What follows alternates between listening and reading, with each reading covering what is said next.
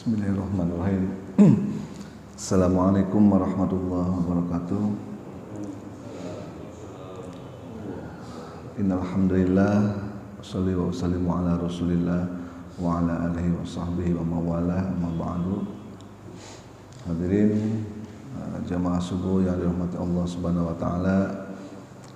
Pagi ini kita panjatkan segala puji dan syukur kehadiratnya karena Dia masih memperkenankan kita untuk bersujud kepadanya, berjamaah salat subuh di rumahnya, dan juga insyaallah kita akan lanjutkan dengan kultum subuh seperti biasa. Selawat dan salam semoga selalu tercurah kepada junjungan kita Nabi besar Muhammad SAW. Semoga kelak di akhirat nanti kita mendapatkan syafaatnya, amin ya rabbal alamin.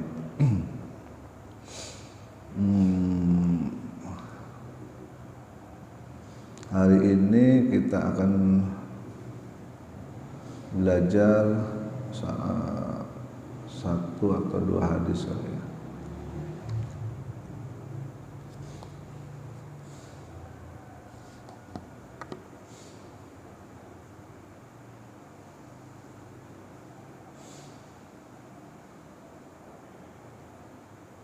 Tadi apa? Saya buka contekannya dulu.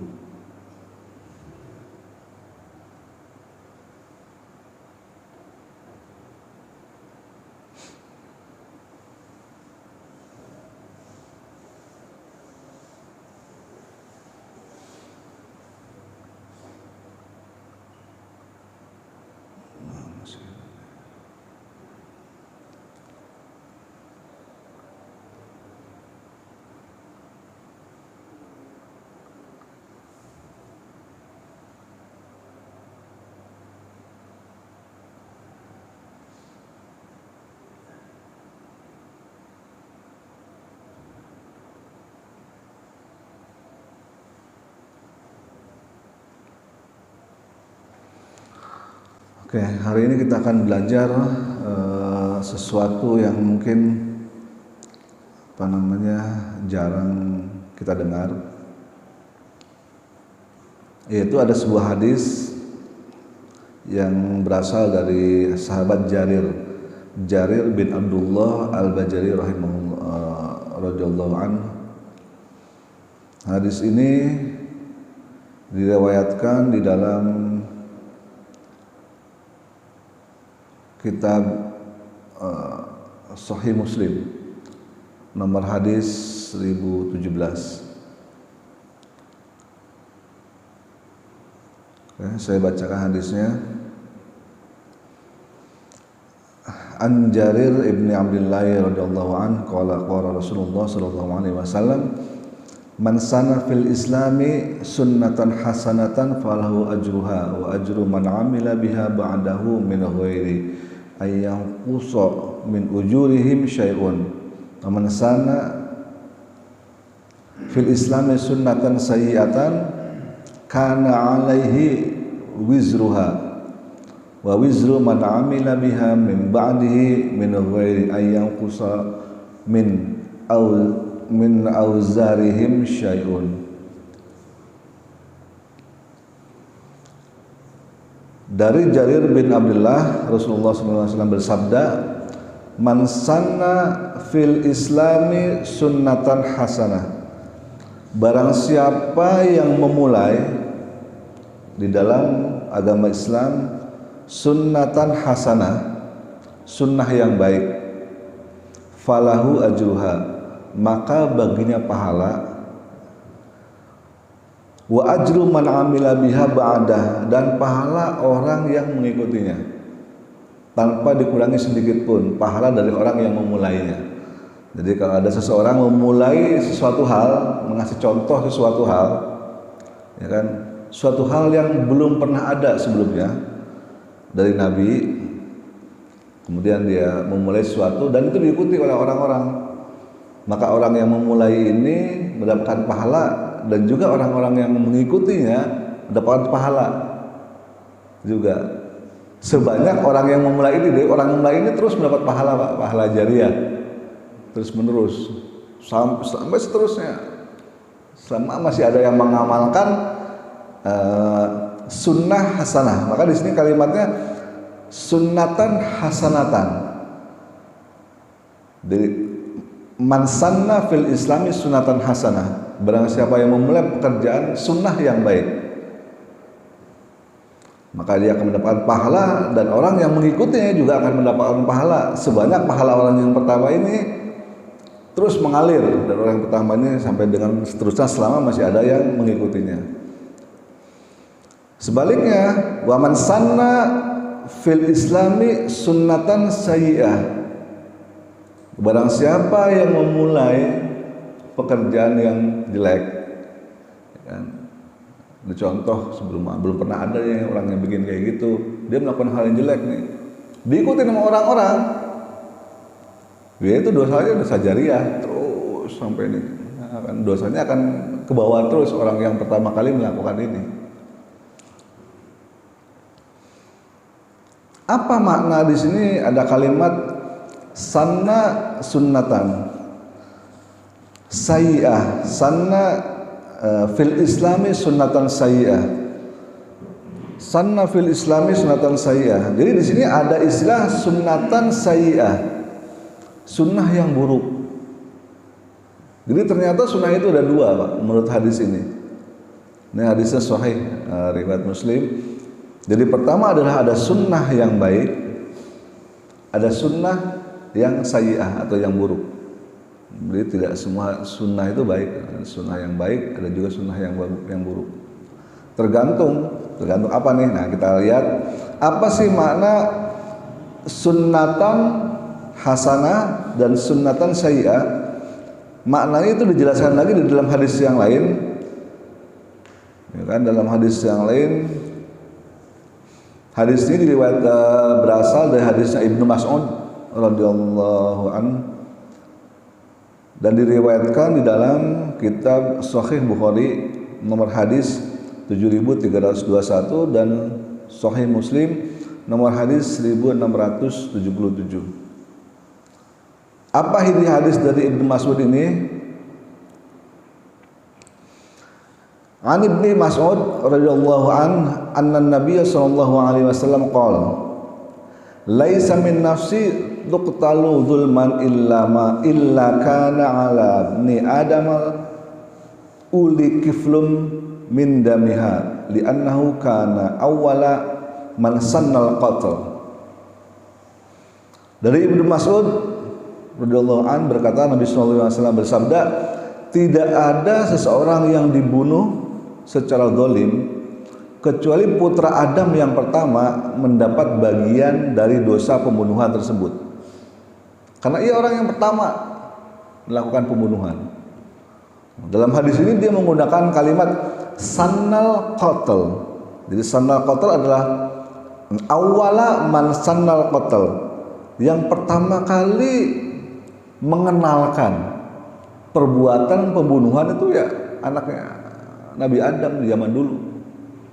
Orang yang pertama kali memperkenalkan pembunuhan, yang melakukan pembunuhan adalah anak Nabi Adam. Sehingga kalau ada pembunuhan dari zaman Nabi Adam sampai dengan hari kiamat nanti, anak Nabi Adam itu kecipratan dosanya, Pak. Karena dia pertama kali menggunakan hal yang buruk. Yang tadi di sunnah itu ada dua, sunnatan hasanah, sunnah yang baik, dan sunnatan sayyi'ah, sunnah yang buruk.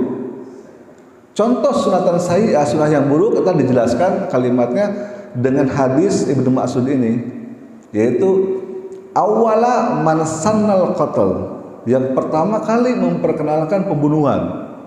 Jadi ada sunnah baik, ada sunnah buruk. Contoh sunnah buruk dijelaskan di dalam hadisnya Ibnu Mas'ud ini tentang pembunuhan. Di barang siapa yang pertama kali melakukan pembunuhan, itu terus dosanya ini. Makanya hati-hati, kita jangan sampai mengajarkan sesuatu yang nanti akan dicontoh oleh orang lain, anak kita, cucu kita, sesuatu hal yang buruk. hati-hati. Sebaiknya kita mengajarkan tentu hal-hal yang baik yang akan menjadikan contoh oleh mereka.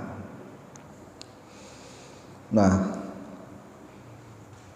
karena pembunuhan ini adalah hal pertama yang dulu belum pernah dilakukan dan kemudian diikuti oleh, ya maksudnya banyak yang melakukan lagi sampai dengan hari kiamat nanti, sehingga putra Nabi Adam ini ikut merasakan atau kecipratan dosanya. Begitupun dengan perbuatan baik. Walaupun perbuatan baik itu sesuatu yang memang belum dikenal di masa Nabi. Apa contohnya? Contohnya yang pertama di masa Nabi itu sholat jam berjamaah ya, ada yang terlambat datangnya. Jadi di masa Nabi sholat berjamaah itu jika ada yang terlambat datang, maka orang yang terlambat ini akan nanya dalam isyarat ya, nyolek bagaimana ke yang sebelahnya. Kemudian orang yang di belakang jadi makmumnya ngasih tahu ini udah rakaat keberapa, seolah-olah gitu loh. Ini ya percakapannya. Maka orang yang dicolek ini ngasih tahu. Gini. Artinya apa? Oh, udah 2 rakaat. Gitu. Nah orang yang datang, ini sholatnya ini nyalip, nyusul 2 rakaat dulu. Oh, udah 2 rakaat nih. Oh, dulu 2 rakaat sendirian tuh ngebut. Sampai sama dengan yang ini rakaat ketiga, baru dia ngikut sampai terus sampai salam. Awalnya begitu dulu Pak syariatnya untuk sholat orang yang datang berjamaah masbuk, sholatnya telat datangnya. Jadi awalnya gitu nyalip ngebut dulu. Jadi nyolek. Jadi kalau beda dengan sekarang Pak, sekarang kan nyolek ya langsung jadi makmum misalnya gitu. Lalu nyolek si makmumnya ngasih tahu 2 atau 1 misalnya, atau 3, wah udah 3 nih, makin ngebut tuh dia. Supaya apa? Supaya rakaat terakhirnya sama Nabi. Karena Rasulullah jadi imam nih, rakaatnya sama dengan Rasulullah, baru salamnya bareng nanti. Nah tiba-tiba ada seorang sahabat namanya Mu'adz bin Jabal. Ini beda caranya dia. Begitu datang, langsung ikut. Begitu Nabi salam, dia nambah, naik lagi, berdiri lagi. Gitu. Seperti yang kita praktekkan sekarang. Gitu.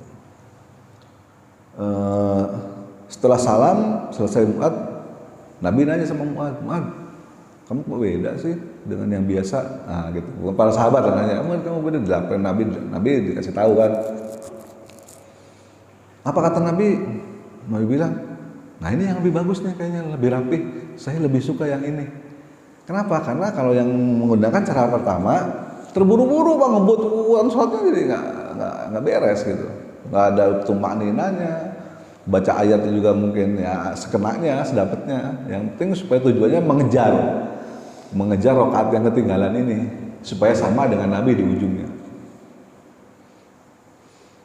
Nabi tidak menyalahkan Mu'adz, lu salah lu. Kata siapa bilang kayak gitu kan itu. Ajaran siapa kan gitu. Ajaran lu dari mana datangnya gitu. Nabi nggak bilang gitu. Nabi bilang, waktu dilaporkan oleh para sahabat, Nabi ini Mu'adz tuh begini caranya beda. Nah ini lebih bagus ini, lebih tertib. Karena nggak perlu terburu-buru dalam mengejar sholatnya tetap khusyuk, tenang. Walaupun nanti tinggal ditambah terakhirnya. Nabi lebih suka untuk yang ini. Nah, akhirnya sejak itulah para sahabat semuanya kalau terlambat masbuk ya mengikuti caranya si Mu'adz ini. Tidak lagi mengikuti cara yang pertama.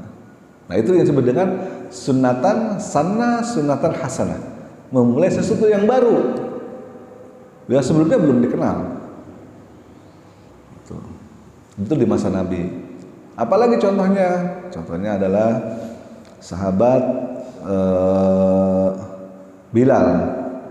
Jadi kalau hadis yang tadi yang Mu'adz bin Jabal ini di riwayat Bukhari dan Muslim, ya kan. Kemudian ada lagi hadis Bilal.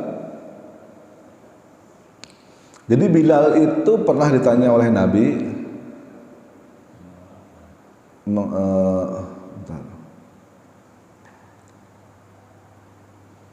Tanya Al-Nabi, Bilal, sebenarnya amalan apa sih yang kau kerjakan?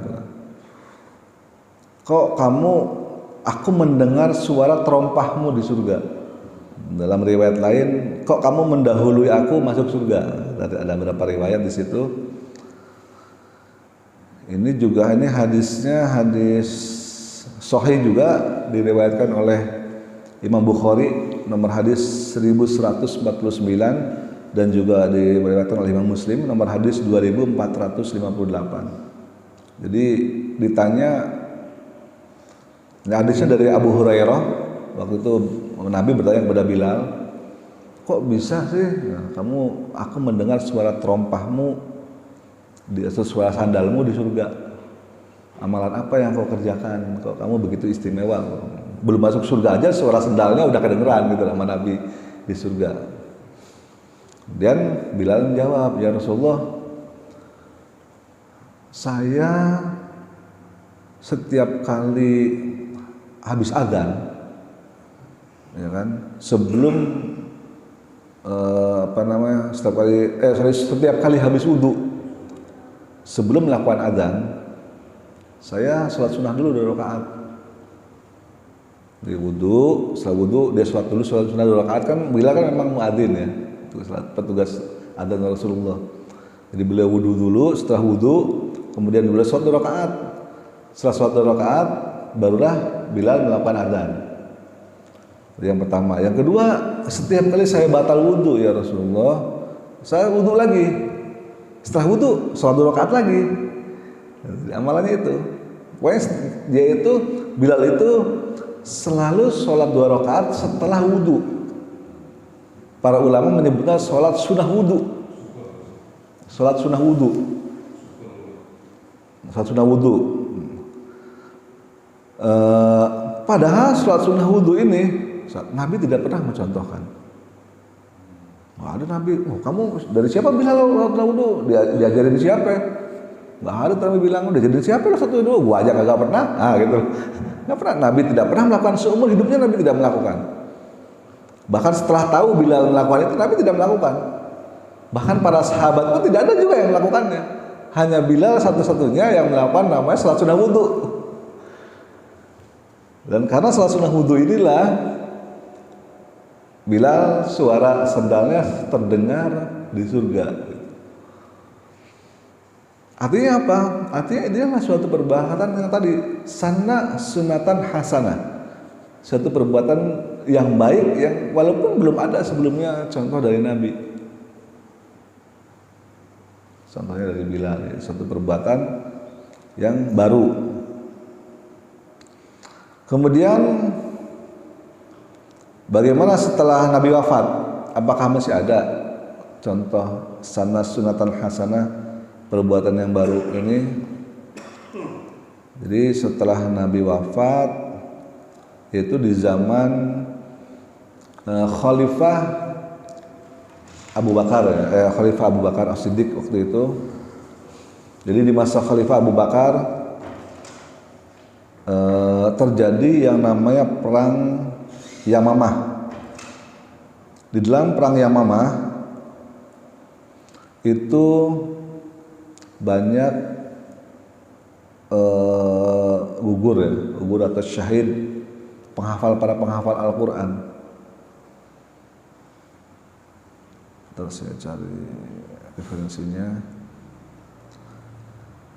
Ini hadis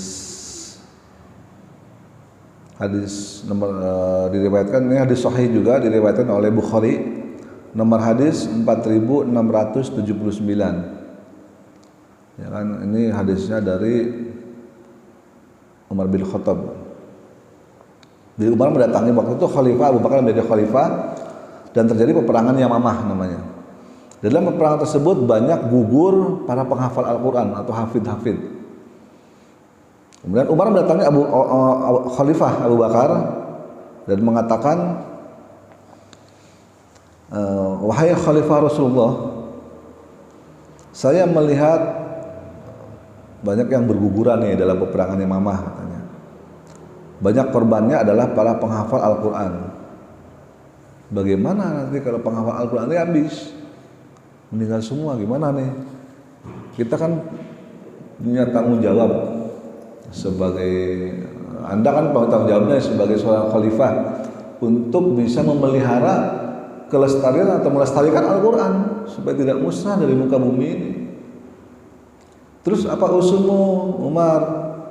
Ya sebaiknya kita catat Al-Quran, kita kumpulkan dalam satu buku, dalam satu mushaf namanya. Karena zaman di masa Abu Bakar itu belum ada Al-Quran kayak kita baca sekarang, dengan buka enak kan. Ini Al-Baqarah, Al-Imran, terus sampai dengan An-Nas. Al-Fatihah, An-Nas itu belum ada zaman Abu Bakar. Abu Bakar, wah berani-beraninya kamu Umar, dimarahin mana Umar sama Abu Bakar. Apa kata Abu Bakar? Kamu menyuruh saya melakukan sesuatu yang tidak pernah diperintah oleh Nabi. Kamu menyuruh saya melakukan sesuatu yang Nabi aja semasa hidupnya tidak melakukan itu, gitu. Kenapa kamu berani-beraninya melakukan satu hal yang tersebut? Ya tapi kan ini demi kebaikan, kata Umar. Kalau misalnya penghafal Al-Quran nanti gugur semua, mungkin ada yang meninggal di medan perang, ada yang sakit, ya kan, ada yang udah tua dan sebagainya, atau pindah ke kota lain dan sebagainya. Terus gimana anak cucu kita nanti?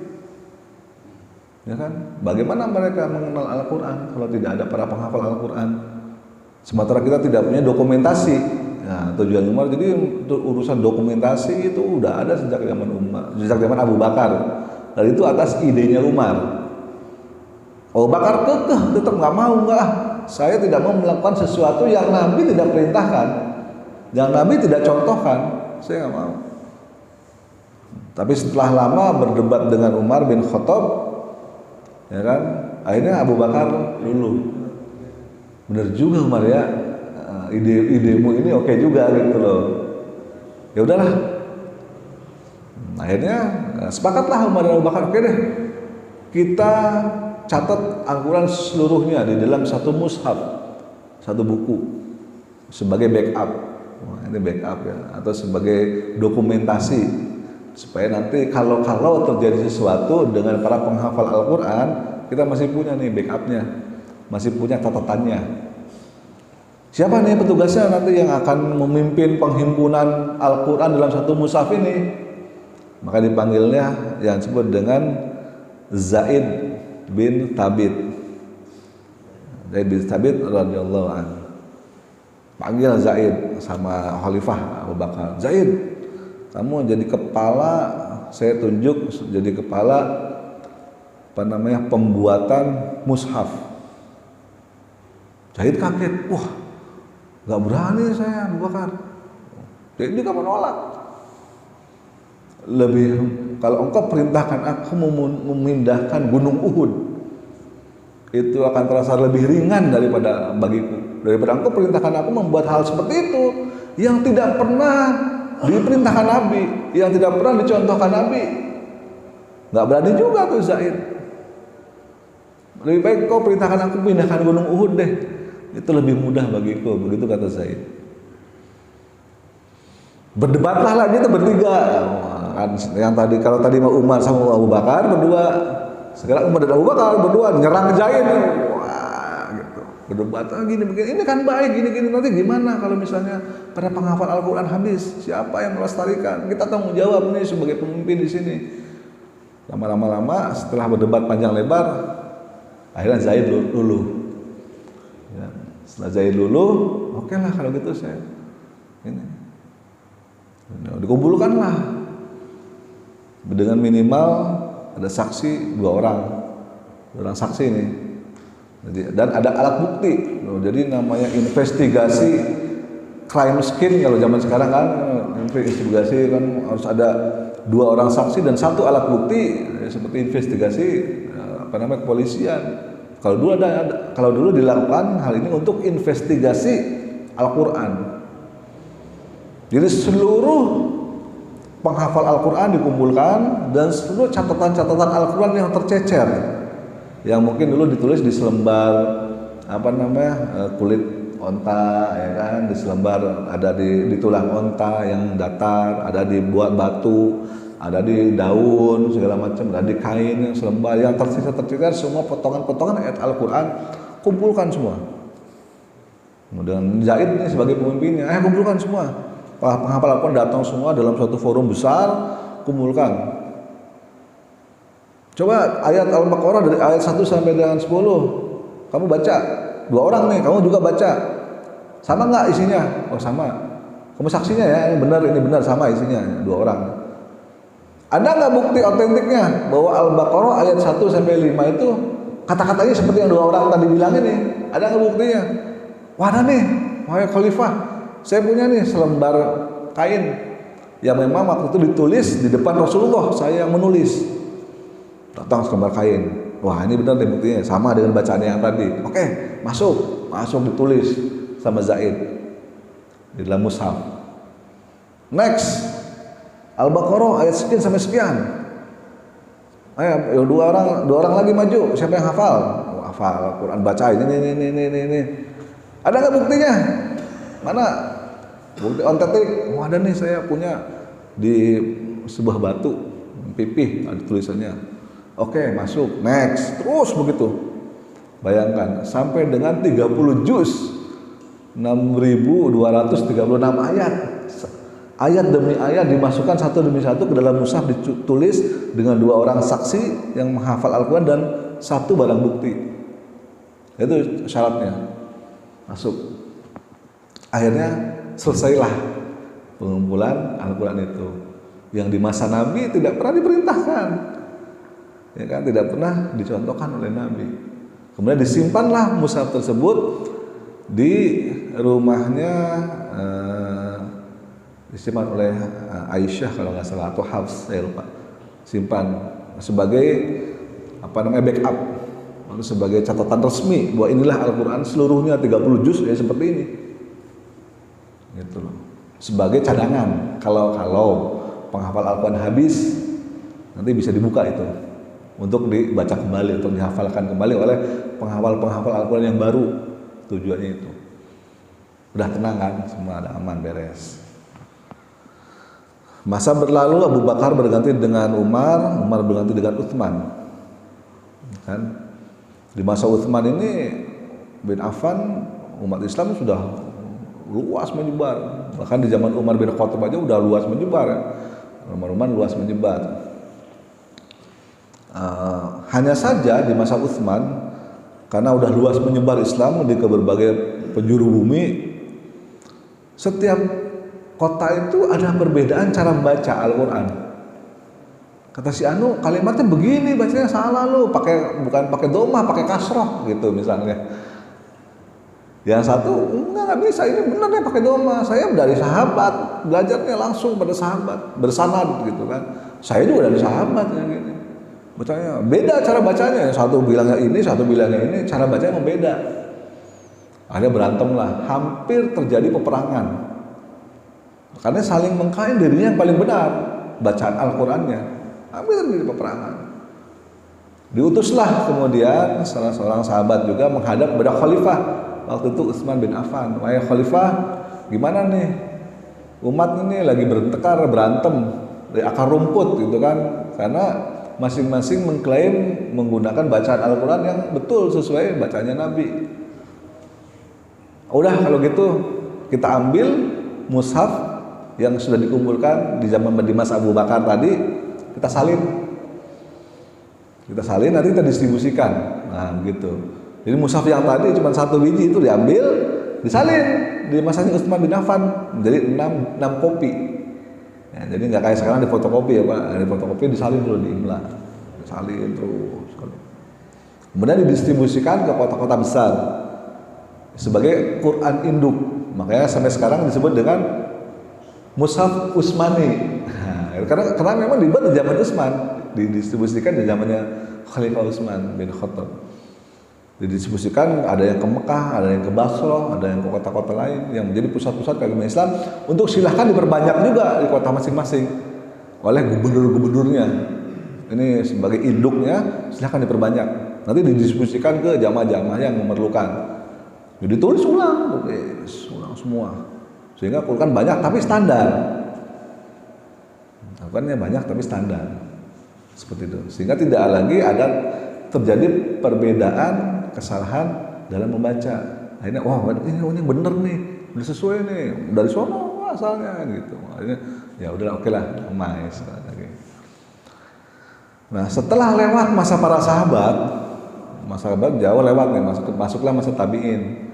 Ya, dan meninggal semua sahabat nih, termasuk khulafaur rasyidin ya, Abu Bakar, Umar, Utsman dan Ali semua sudah meninggal. Bergantilah masa tabiin. Terjadi lagi kekisruhan mengenai Al-Quran ini. Apa kekisruhannya? Karena Al-Quran yang ditulis di masa Abu Bakar tadi dan dikopi sebanyak 6 di masa Utsman tadi, itu nggak ada titiknya Pak, hurufnya. Bingung nggak? Jadi kalau tulisan tabat itu ya cuman seret gitu 3 kali. Mana yang ba, mana yang ta itu nggak ada titiknya, bingung orang baca ya. Gitu loh. Jadi jangan dikira Al-Quran kayak sekarang enak baca kan, nggak ada titiknya, ada harokatnya. Itu nggak ada titiknya, nggak ada harokatnya. Cuman gundul ya, kalau gundul masih penting ada titiknya gitu. Kalau huruf gundul kayak sekarang, dari kitab-kitab pun ada titiknya. Jadi tahu kita mana bedanya ba, mana bedanya ta, mana bedanya ta, mana yang jim, mana yang kho, mana yang ha, mana yang to, mana yang nudo dan sebagainya. Karena ada titiknya, masih mending. Di masa itu Al-Quran tuh, jangankan harokat, titik aja nggak ada. Jadi bagi orang-orang kan Islam udah makin menyebar nih, zaman tabi'in itu udah makin luas ke seluruh penjuru bumi ini. Orang-orang yang basic memang bukan orang Arab. Ini bagaimana bacanya nih? Bingung baca apa ini? Cuman gini doang.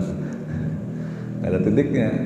Nah, maka di masa tabi'in ya, sekitar abad pertama, tahun 100 Hijriah kurang lebih, mulailah dimodifikasi tulisan Al-Quran yang tadi aslinya nggak ada titiknya dikasih titik supaya membedakan. Oh kalau ba itu titiknya 1 di bawah, kalau ta itu titiknya 2 di atas, kalau jim itu titiknya di tengah, kalau kho titiknya di atas. Hurufnya sama begini, jim ada kho di atas dan seterusnya.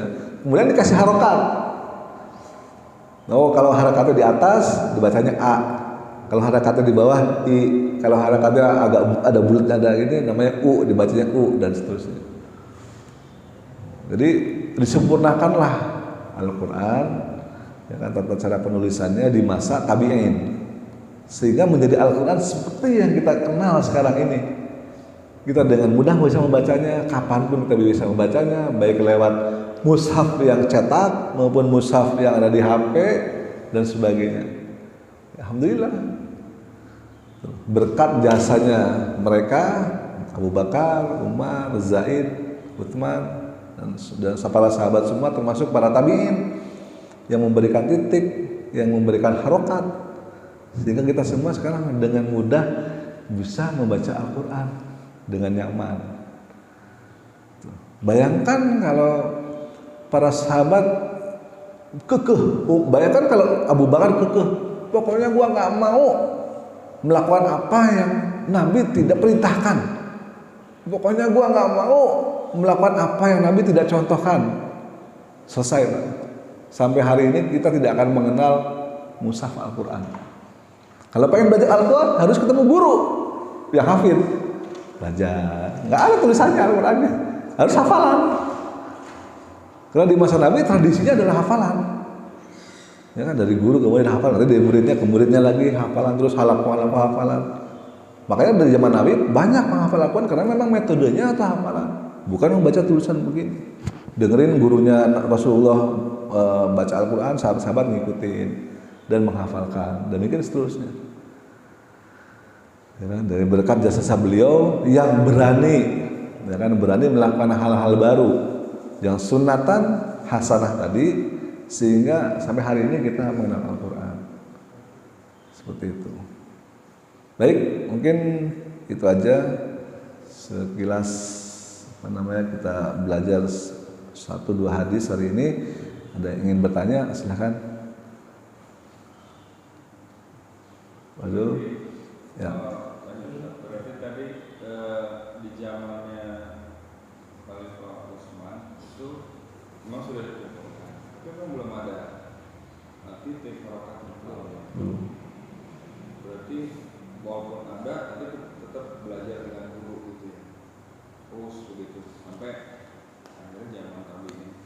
Ya karena pada waktu itu kalau orang Mekah, asli Mekah, mereka bisa baca Pak walaupun tanpa titik tambah harokat. Gitu. Jadi di masa Abu Bakar dan di masa Utsman itu memang apa adanya yang dikopi, ditulis sesuai dengan mushafnya yang dibuat Abu Bakar. Dibuat di masa Abu Bakar, apa ada yang dikopi. Dan memang tradisinya seperti itu. Orang asli Mekah mah nggak perlu titik, nggak perlu harokat, mereka bisa baca. Ini maksudnya apa gitu. Sama kayak kita lah. Kalau kita ngetik misalnya apa namanya DLM, bacanya apa? Ada WA ke bapak. Nah, ya kan? Kenapa bacanya dalam? Kenapa nggak dilim atau dilum atau delum atau delem? Kan kemungkinannya banyak. Kalau orang banyak tulis BLM pasti dalam. Kalau orang nulis BKN pasti bukan, ya kan? Tahu kita, karena apa? Kita orang Indonesia yang tiap hari ngomong bahasa Indonesia. Kalau ada tulisan BKN, nggak mungkin bikin, nggak mungkin, ya kan? Bokun, bukun, bokon, nggak mungkin.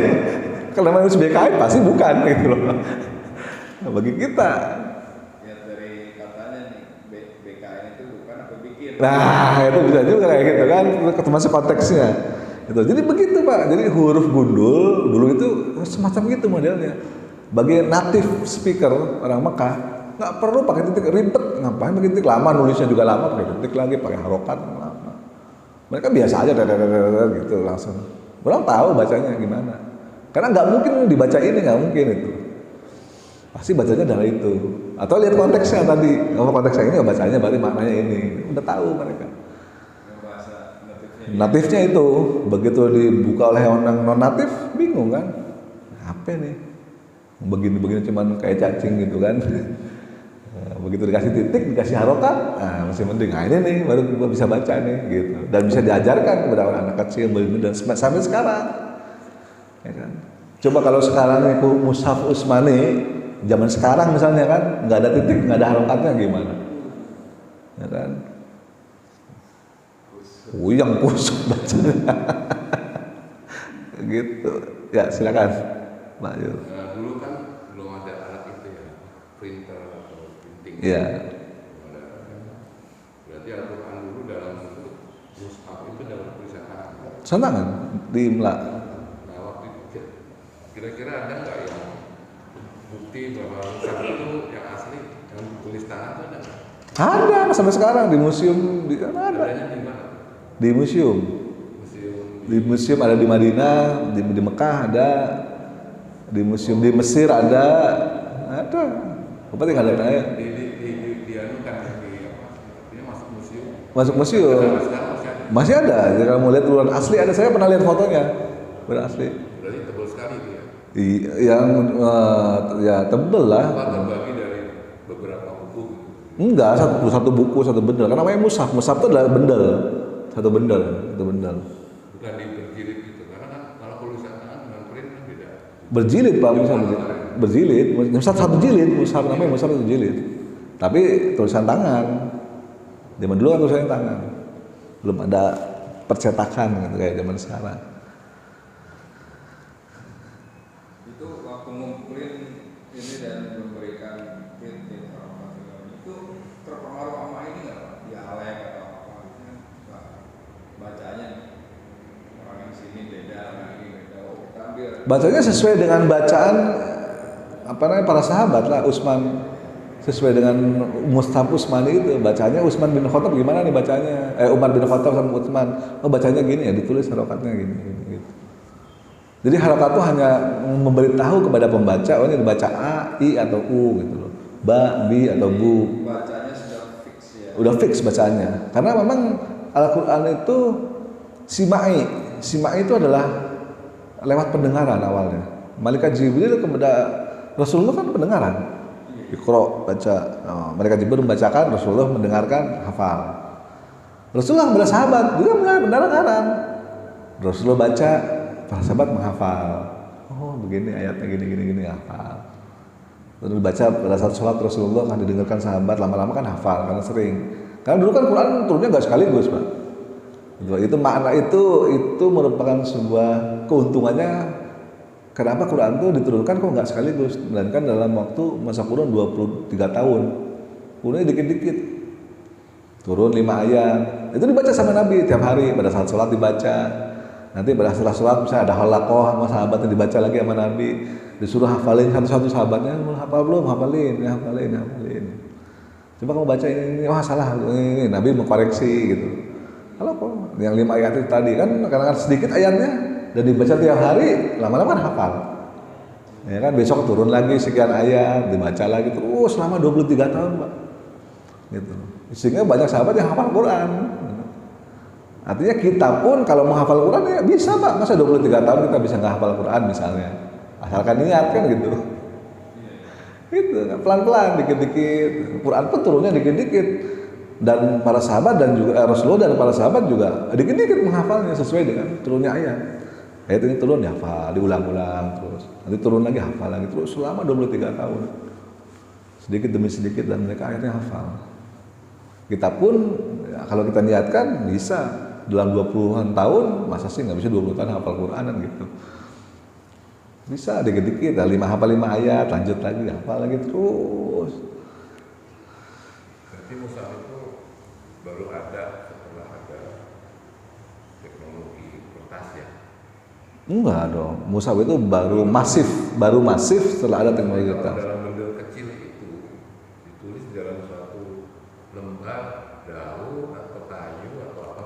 Kertas, Tapi berarti udah ada teknologi kertas kan waktu itu? udah ada. Tapi kan karena jarang, mungkin mahal. Ya. Jadi agak kesini ya tahunnya kira-kira. Kan zamannya Utsman. Ya kan artinya teknologi kain aja udah ada, Pak. Baju perang itu udah ada gitu loh.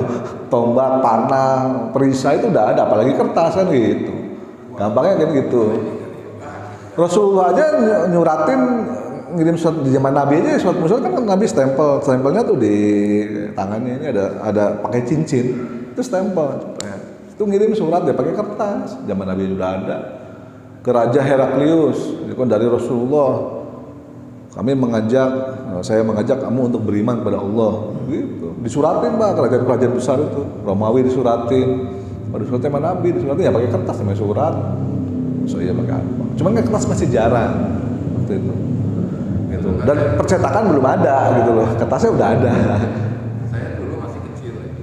Pernah ada. Gak pakai kertas pakai kita diajar pakai drip. Iya. Papan itu ya aku. Tapi kertas kan udah ada kan sebenarnya. Kertas udah ada. Betul, tapi kertas sudah ada gitu kan. Tapi mungkin harganya masih mahal dan jarang. Di kantor-kantor pasti ada kertas. Buku kan pasti ada kertasnya. Apalagi zaman kita dulu udah ada buku cetak pasti lah. Mungkin. Buku saya jauh sekali gitu ya. Kalau waktu itu Indonesia mungkin baru merdeka. Ya, masih jarang dan mahal. Gitu. Sehingga tidak digunakan kertas. Sudah ada, kertas sudah ada.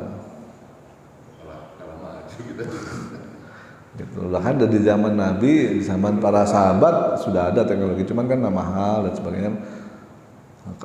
Kain ini kan lebih kompleks mestinya dibanding kertas ya untuk membuat kain. Kain kan lumayan. Kain udah ada lah, masa orang pakai koteka. Nabi kan pakai jubah, pakai udang-udang itu kan kain semua dan kainnya kain bagus. Gitu.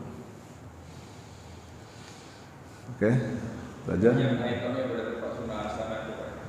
Banyak, aitannya banyak. Dan yang paling banyak sebetulnya kalau kita ngelihat pada sahabat itu adalah Umar. Umar itu yang paling kreatif. Saat Ramadan misalnya, Umar masuk ke masjid, ini masjid kok berantakan banget gitu loh. Mesti nggak rapi. Ada satu orang sahabat yang sholat di sebelah sana, yang ini berjamaah cuma 2 orang doang, ya ini berjamaah ada 3 orang, 4 orang. Imamnya banyak, masing-masing baca sholat yang beda-beda. Kan kelihatannya kacau itu ribet. Ini Umar udah bikin aja satu orang bikin satu jamaah semua. Ubay bin Ka'ab, Ubay kamu maju jadi imam.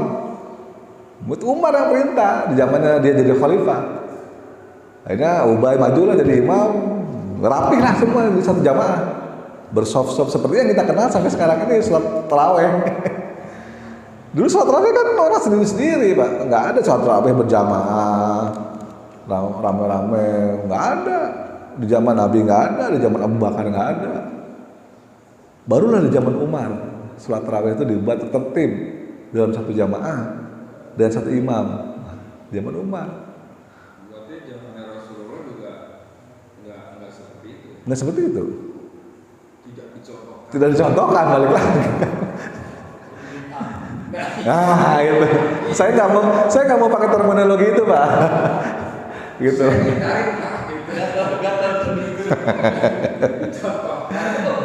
Gitu.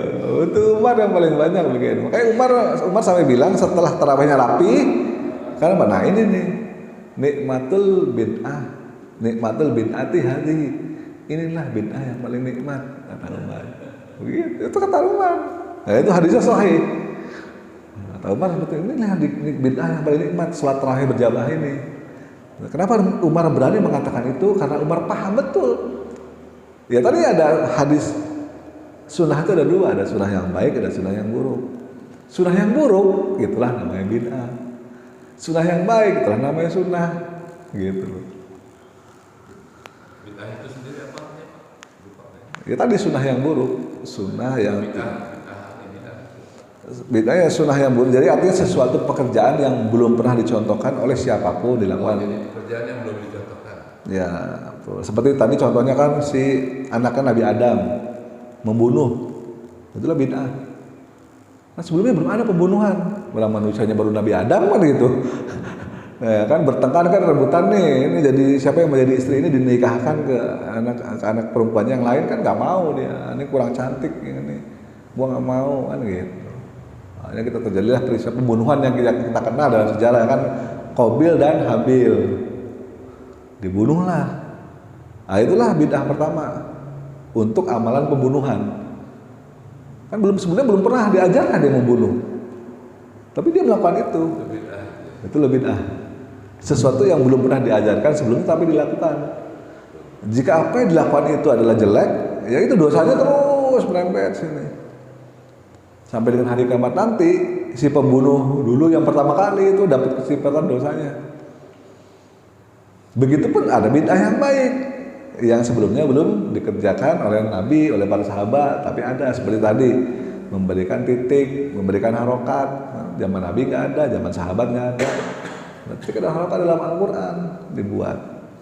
Coba kalau nggak ada titik dan harokatnya, oh bid'ah lo nggak boleh, Nabi aja nggak begitu, nah gitu bingung kan. Harokat kita gundul, mending kalau gundul nggak ada harokatnya, nggak ada titiknya, gimana bacanya? Gitu. Jadi suatu perbuatan baru yang belum pernah ada contohnya itu namanya bid'ah. Gitu loh. Jadi memberikan contoh yang baik supaya diikuti dan supaya tadi masuk sunnah hasanah. Ya. Jadi kalau konteksnya dengan kekinian ya kan, dengan majunya teknologi itu kan kayak YouTube, TikTok dan segala macam itu malah sempat dia buat sesuatu yang baik diikuti orang ya dapat jaringan begitu yang kagak beres dia contohin Buang terus dapat tuh. Jadi orang yang pertama ngupload konten positif di YouTube ya kan, misalnya dia ngupload baca kitab, ngupload bacaan Al-Quran itu pertama kali misalnya, wah bener juga nih, bisa nih pakai YouTube nih untuk dakwah, nah gitu loh. Itu orang pertama pahalanya dapat terus tuh Pak. Setiap kali orang ada upload konten ke YouTube, kontennya tuh konten yang baik gitu. Orang yang pertama kali ngupload ke YouTube dan menggunakan media YouTube untuk berdakwah, dapat pahalanya terus mengalir. Begitupun sebaliknya, orang yang pertama kali ngupload ke YouTube yang negatif, ya kan, yang ada konten negatif yang buruk, wah bener juga nih YouTube, bisa juga gua ngupload Oh ini juga boleh upload misalnya kan, konten-konten yang negatif upload. Jadi dosanya dapat juga terus orang yang pertama kali. Berat. Hati-hati.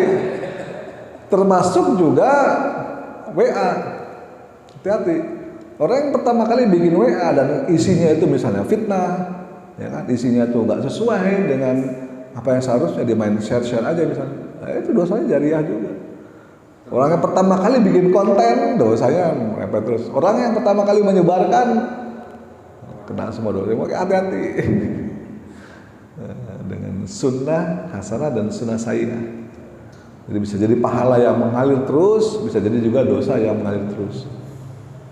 Seperti dosa pembunuhan anak Nabi Adam itu. Atau seperti pahalanya Abu Bakar dan Umar, yang membuat Al-Mushaf pertama kali. Itu berpahala. Oke, mungkin kita cukupkan sampai di sini. Ada yang bertanya lagi? Pak Zul. Saya ada pertanyaan, tapi saya nggak mau dijawab sekarang. Ya. Pertanyaan disimpan kapan ada waktu, lalu disambut juga dijawab. Boleh nggak? Pertanyaan simpel gini. Penyusunan mazhab di zaman Utsmani itu kita tahu pasti Rasul sudah wafat ya. Terus kita tahu kalau nggak mungkin Rasul masih ada, masih hidup, mungkin Rasul protes nggak dengan penyusunan mazhab ini? Enggak. Karena ini ditulis aturan ini dimulai dengan Al-Fatihah, Al-Baqarah, Imran, An-Nisa, sampai An-Nas. Nah, pertanyaannya, kenapa penulisan Al-Quran itu tidak dimulai dengan surat ayat yang telah turun Allah dan diakhiri dengan surat Al-Maidah ayat ketiga? Ada pertanyaannya. Mungkin nanti kawan-kawan bisa jawab. Jangan sekarang. Jawabnya ini. Kenapa penulisan ini tidak berdasarkan pada turunnya ayat pertama dan turun di akhir dengan ayat terakhir? Jangan sekarang. Simpan dulu. Kita tutup dulu. Oke, kita baik. Nanti Kalau nggak lupa. nanti besok atau lusa kita bahas kembali. Mudah-mudahan ada manfaatnya. Kita tutup dengan doa kafaratul majlis.